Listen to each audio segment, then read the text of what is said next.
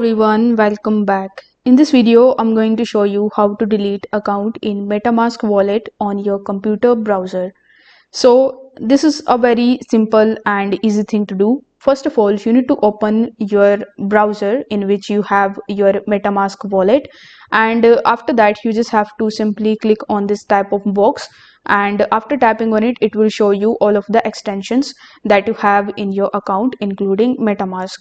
So if you want to unpin it over here, you can just tap on this pin option and it will be unpinned. However, this will not remove or delete your Metamask account.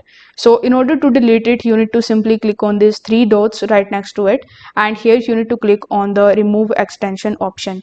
Now as soon as you click on the remove extension, your Metamask extension will be removed from your web browser, and this way you will be able to basically delete your account in Metamask wallet on your computer browser.